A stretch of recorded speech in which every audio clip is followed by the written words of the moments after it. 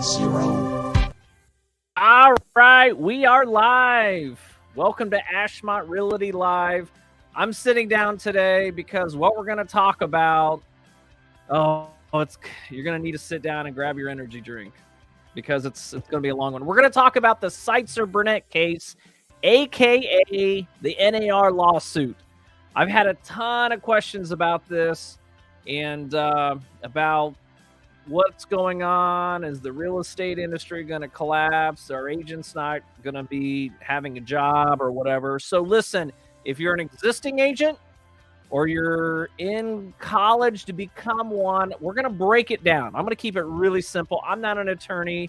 I just did some digging to kind of understand, get everyone up to speed, what's going on up to this point. And we're going to talk about that and a lot more right after this.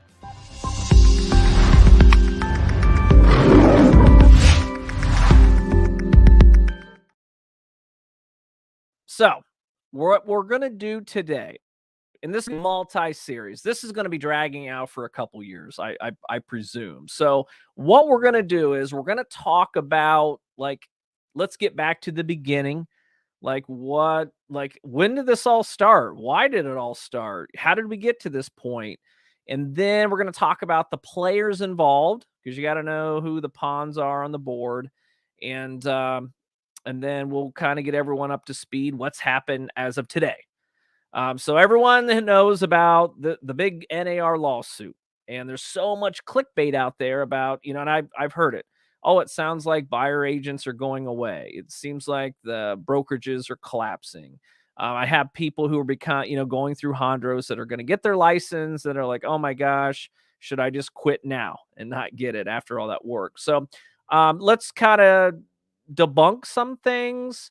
Go over this is all factual. This isn't going to be much about thoughts and opinions today.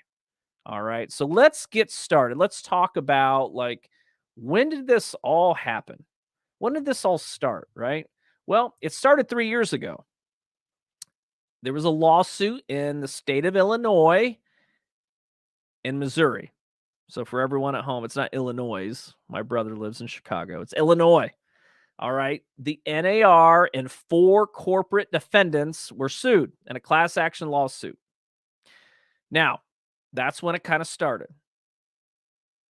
Now, the big settlement award that was given to the class action lawsuit was in Missouri. So let's talk about that, because that's what everyone's clamoring about. So let's talk about the players. So the location is Missouri. The chess pieces, you have a defendant, and then you have your plaintiff. All right, let's talk about the defendants first. Okay, this is in Missouri.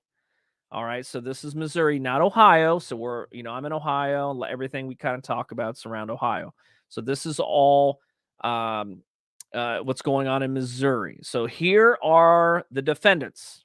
The complaints were against. And some of these brokerages aren't in Ohio. For those, that follow me, that talk, we talk a lot about Ohio, but I'll just list them.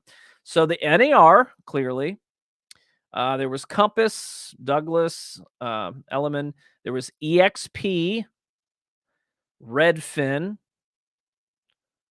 Weichert, United Real Estate. I don't know if they're in Ohio or not. Howard, Hanna. These were all the defendants in this lawsuit. Basically, the lawsuit, in simplified terms, non-lawyer jargon, right? Because no one on here's an attorney, is they basically were saying that these companies conspired and unfairly charged clients, aka home sellers, fees. And they didn't disclose a lot of the fees. They didn't disclose how much they were paying the buyer agent. It was a lot about disclosure and, conspiring against homeowners in the state of Missouri. That's what the settlement was about. Okay. I've never worked for any of those companies. I have no idea if they did or didn't. I don't know. That's why it goes to court and to a jury. All right. So if you work for any of those companies or going to be working for any of those companies, get with your broker, talk to them about, what's going on and things, because that's who was part of it. Now, there was two companies that were part of the lawsuit initially, but they've settled out of court, and that was Remax and Keller Williams. They settled for a much less. It was a little over 100 million, but I can't remember the exact number. All these numbers are floating around, but they settled. They settled out of court, didn't go through the jury process. Okay. All right. So that's your defendants. Well, let's meet the star of the show. All right. The star of the show is the basically the plaintiff's attorney, and I'm going to bring him up. So here he is, star of the show. This is a Missouri attorney, and named Michael Ketchum. Or I'm sorry, Ketchmark. Michael Ketchmark. Okay, he's a personal injury attorney out of Missouri. And he was the one that orchestrated this class action lawsuit against these plaintiffs. Now, the thing is, this is not his biggest award-winning class action lawsuit. He had one bigger than this about 20 years ago against Eli Lilly and some pharmaceutical companies. They sued in a class action lawsuit and won something with diluting of what was it? It's a cancer drug. Oh my gosh, I can't. Chemotherapy. Yeah, I'm sorry, chemo. They were diluting chemo and it was less effective. But yeah, so this is not the first large settlement that he's won in his career.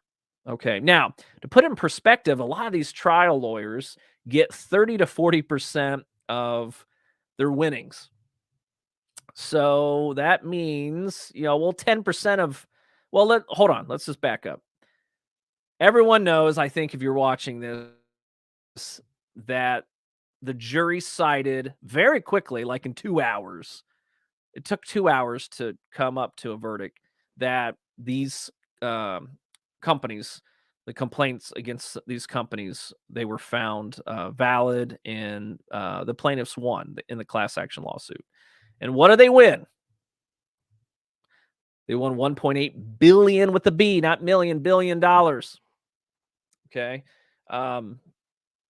Pretty big number. So going back to how much this Michael Ketchmark's going to get in his firm, these guys usually get 30 to 40% of that number. Well, 10% of 1.8 billion is 180 million.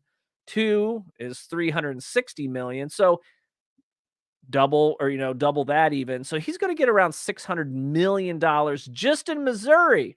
Okay. So the thing that makes me worry, if you're some of these defendants, if you're some of these defendants, they have already filed. Michael Ketchum's law firm has already filed complaints in other states against the same defendants. So they're coming. They won it once in Missouri, and they're going to just duplicate that in every state. Why not? It worked. It worked once, so it's going to work again. So if you're working in any of these brokerages, get with your broker and talk to him about it. Because that will be a huge check that's going to have to be written at some point. Now, the NAR president, Tracy Casper, he's already said that they appealed immediately. Now, the NAR has deep pockets. They have a lot of lobbyists. I'm presuming this is going to go on for a while. This isn't something overnight. Now, there is something with that they can't stop the complete payment. So the NAR has to start paying some of these damages, not the total amount. So they're appealing it to try to get a reduced amount, because who has $1.8 billion laying around, right? So that's happening. but they won, and that's just one state.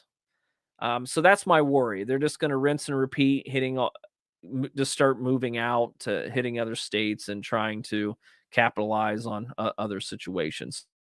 So is it or not? I don't know. I don't know.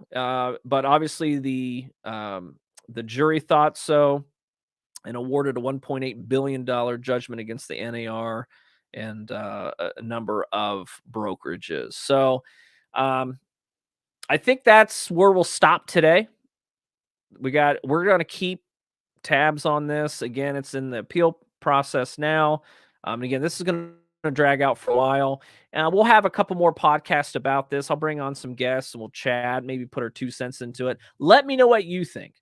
Let me know what you think's going to happen. Is the industry going to change? Is it just going to be some disclosures where we have to, just disclose information to the buyers and sellers about how much buyers agents are going to get paid? I don't know. I'm hoping that's the direction. There's a lot of doom and gloom out there, so we want to make sure we cover it. So let me know in the comments below what you think's going to happen. And, and I'm really interested with that. So with that being said, guys, have a great rest of your week. Have a great weekend. This is Adam Ashba with Hondros College and broker of Ashmont Realty. And make sure you like and subscribe. You can find us on Facebook and YouTube. I'll see you guys all later. Bye, everybody.